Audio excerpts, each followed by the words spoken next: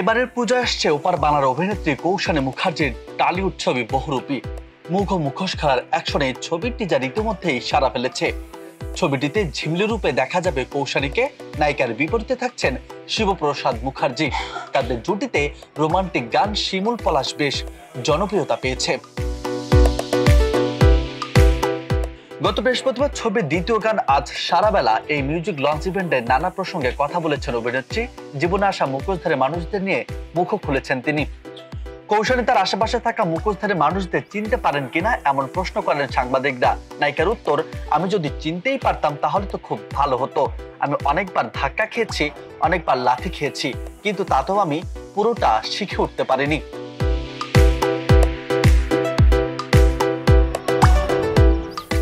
কৌশানী বলেন, এখন এই মুখোশধারীদের চেনার প্রক্রিয়ায় আছি। আসলে আমি খুব তাড়াতাড়ি বিপরীতের মানুষটাকে নিজের মতো ভেবে ফেলি, ভুল করে আমার সব কথা বলে ফেলি, নিজেকে উজাড় করে দেই। এটাই আমার প্রকৃতি। সবারই না আসলে অনেকগুলো মুখোশ থাকে। যদি সেটা চিনে ফেলতে পারতাম তাহলে হয়তো অনেক বড় জায়গায় যেতে পারতাম।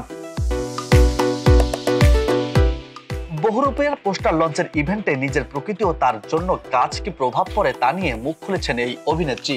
বলেছেন, সত্যি বলতে আমি বাড়িয়ে বলতে পারি না, দরকারের বেশি সত্যি কথা বলে ফেলি বলে আমার বদনামও রয়েছে ইন্ডাস্ট্রিতে। আবার প্রলয়ের পর আমি প্রায় 8 মাস কাজ করিনি, এজন্য এমনও শুনতে হয়েছে যে আমি নাকি কাজ পাচ্ছি না। সেটা কিন্তু একেবারেই নয়। এর মাঝেও আমার কাছে অনেক কাজের অফার এসেছিল, কিন্তু আমি স্বেচ্ছায় ওইসব কাজ ছেড়ে দিয়েছি। বিনোদন বার্তা 24।